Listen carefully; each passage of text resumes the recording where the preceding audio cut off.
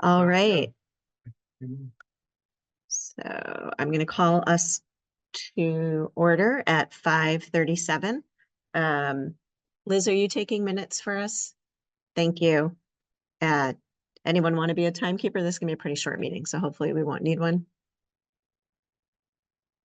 Keep us on task, Kristen. Great. Okay, so we'll start with public comment. And I do not see anyone here other than the folks that are usually here. So hearing none, I'll move us to an action to approve our agenda. Can I have a motion, please? Kristen, and a second? Barb? Sure.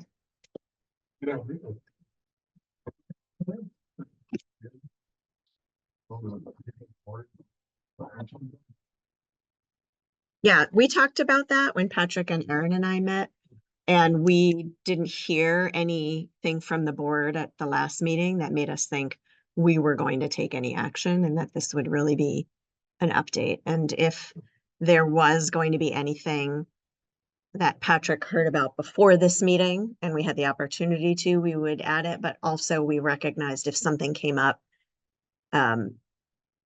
between now and some other time, if we have to correct. Okay. Any other questions about the agenda? All right, all those in favor of approving the agenda, please say aye. Any opposed? Any abstentions? All right, so our main item is to get the latest update on the FY25 budget. And I'll turn it to you, Patrick.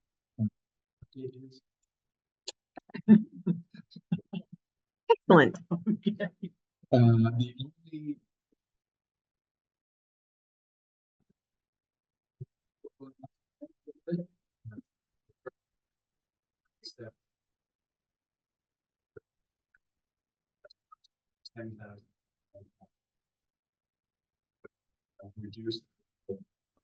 We can't hear you on Zoom. Oh, can you hear me now? I can hear you, but I couldn't hear Patrick at all. I could see you. Hang on, let me try muting. Can you hear me now, Liz? Yes. Thank you. Okay.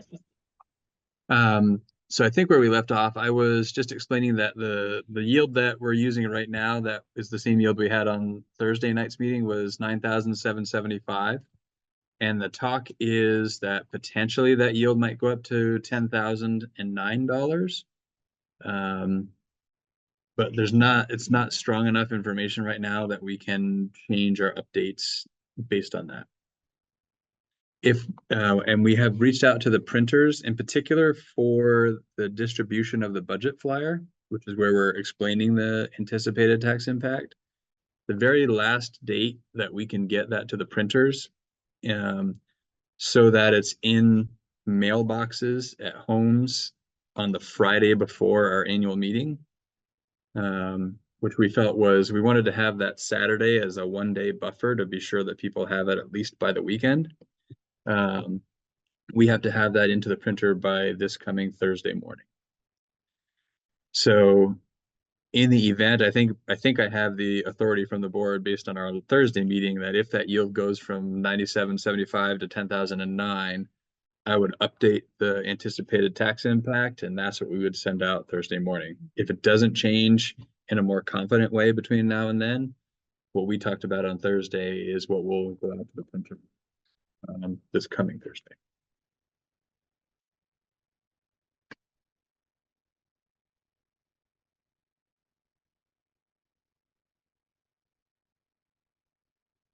That's really it.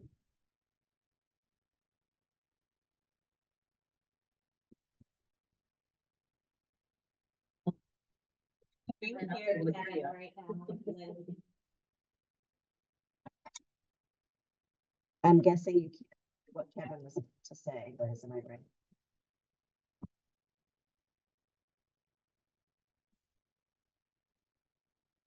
Yeah, no, I'm sorry.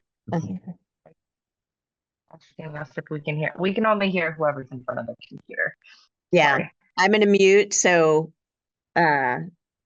Kevin can go sit next to Barb, who has her Zoom up, or you can just come over here, Kevin. How about you come over here? Thank you. You better really want to ask it. So my question is about the CLA. And I hadn't really thought about this before. And it's just like, okay. So towns are assessed the CLA, which brings the tax burden up to parity with the state. And like this year, we've got people that are in a 0.66 or whatever category. And then it's anticipated Starksboro will reappraise, that will give them parity. So Starksboro will readjust the grand list so that they take the tax rate and become full with the tax rate at parity. The rest of the towns will take their grand list and prorate against that to come up with what's needed in the district. And then the markup, which is at 30, let's say 33%, that, if I understand this right, the taxpayers in Bristol, Moncton, New Haven will pay goes where?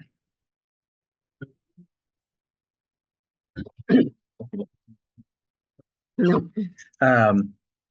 So with Starksboro CLA going up, their tax rate decreases, but the tax rate's applied to a considerably larger grand list. In the other towns, the CLA is low, so the tax rate is high. So you sort of have this relationship between either a lower tax rate and a higher home value, or a higher tax rate on a lower home value. Exactly how that comes out in the wash is a little harder to tell. It's supposed to effectively equalize. That's the whole point of the CLA, because we have a statewide funding system that's based on property taxes. The CLA is an attempt to equalize that across the state and account for some towns more recently reappraising and other towns lagging in doing that. So theoretically, it comes out in the wash.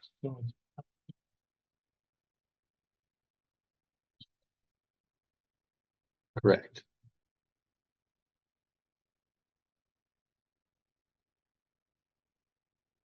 And it's and we also have to remember, in a way you can look at it in terms of generating funds needed for our local budget. But again, because it's actually a statewide tax system, the ed fund is what needs to get all the dollars it needs to support all of the local budgets. So our taxes go up to the ed fund and come out of the ed fund back to fund all the local budgets. And the mechanism the state has to adjust those ed fund dollars is the yield. And the CLA sort of just equalizes how the yield applies to all the towns, given the variability in their property values.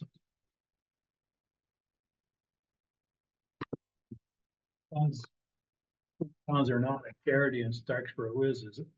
Are those towns effectively putting more money into the state coffer or not?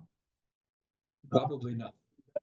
I think where it gets tricky is there are likely individual homes that might, like, so someone who hasn't made any improvements to their home since their last townwide assessment is going to be in a different place perhaps than someone who, in addition to getting reappraised and just the value of homes going up, also has the added home improvement value impact. So now the value of their home goes up for factor. So they will end up paying more in actual tax dollars than someone who's only getting the town reappraisal. If that makes any sense.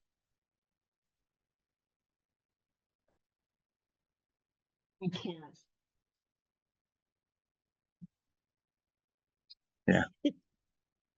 So theoretically, the CLA is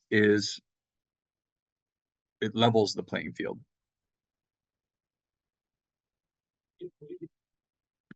Hang on, Floyd. Our minute taker can't hear you. So, and you're not logged in, correct? Yeah. If you log in, we can mute here. No one stand by me. I'm in. I can unmute. Hey Liz, are you able to hear me? Hold on, I need to turn on.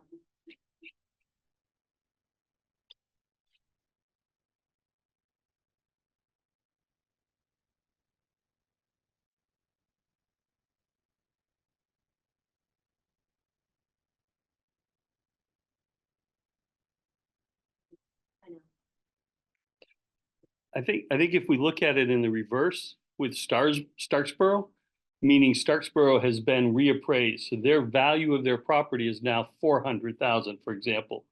And in the other three towns, it's 300 for a comparable. The CLA brings that value up to 400.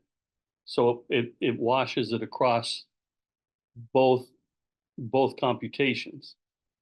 Lower tax rate, higher dollar amount for Starksboro, higher tax rate, lower assessed value for the other three towns.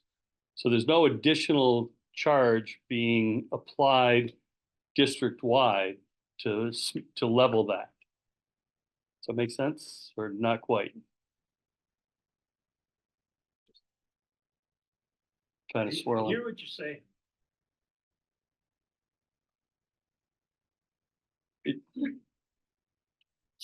And to Patrick's point, it will be all over the place. You know, the CLA is supposed to sort of equalize tax impact across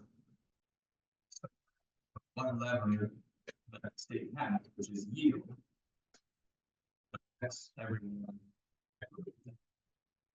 Should be the only one thing the state has control over to generate the funds it needs to cover all of the local budgets that pass. That gets dialed into wherever it needs to be. So that's it. They talk about the education fund as a self-leveling fund. The yield is the tool to make it self-level.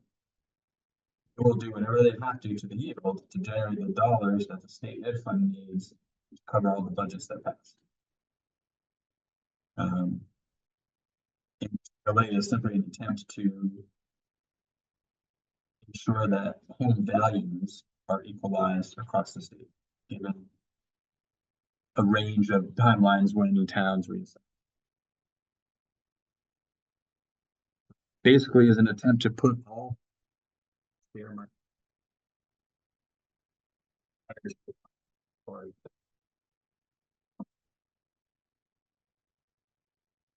that you will change. Unmute. Yeah.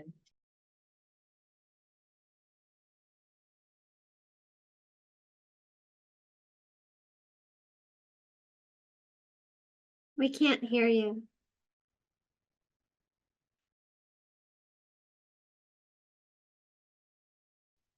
So when my tax bill comes in, it will be 33% higher than Starksboro's.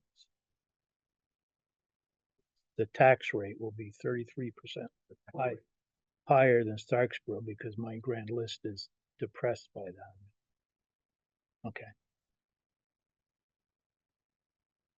And theoretically,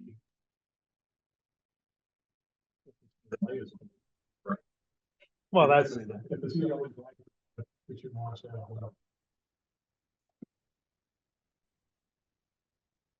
Yeah, I get the whole fine tuning thing on the gross level. At one point, I was kind of wondering if okay, I think I see it now. part of what you're wrestling with, I think, is the complexity of a statewide funding system for local decisions.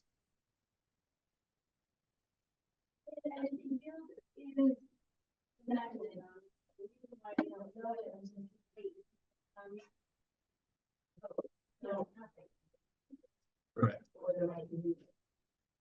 So some districts, just as a matter of normal practice, don't vote until April. And then you have some districts that fail votes, maybe multiple times, and it could be May or June before they're passing a budget. And so until they know how many total dollars the ed fund needs, they can't land on a yield to generate the funds that are needed. That's why it doesn't change a whole lot. Like the vast majority of districts vote on town meeting day. So the likelihood of the yield changing a whole lot between town meeting day and May or June is pretty slim. It's more fine tuning that happens.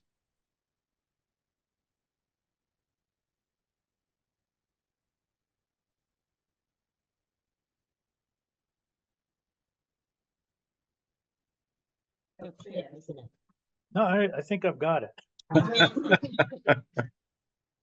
The And how many more board meetings do you have? One. Just in the nick of time. I guess in our remaining few minutes, I think what I heard is that we're going to print the report and also the changes to the letter that sign that I've written and had help with. That all is going to be printed by end of day Thursday. Any small changes will be made. And then I guess the finance committee are going to meet. So thinking about what's next and how the rest of the board can help get any messaging out about what the budget entails. Keep us posted if you want to send an email to the full board after, so that's the time zone how you can help.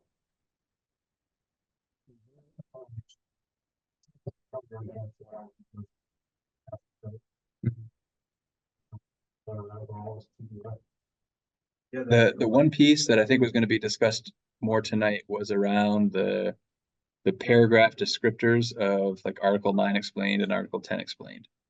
So I think that was, once that gets the polishing that it needs, I think that was the last piece, and then it can get distributed.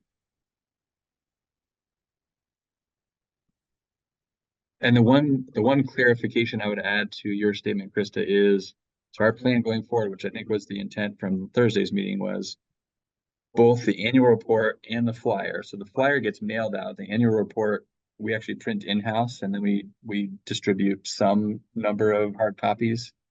We're going to go forward with both of those with the information that we've talked about. And in the event that that changes dramatically, it always changes, but in the event that it changes dramatically, we would send we distribute a subsequent clarifying,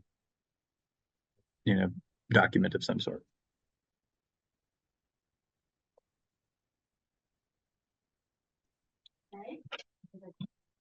Good. All right, I'm guessing we have, I can't see the agenda, but I'm assuming that before we adjourn, we probably have one more spot for public. So I'll say that.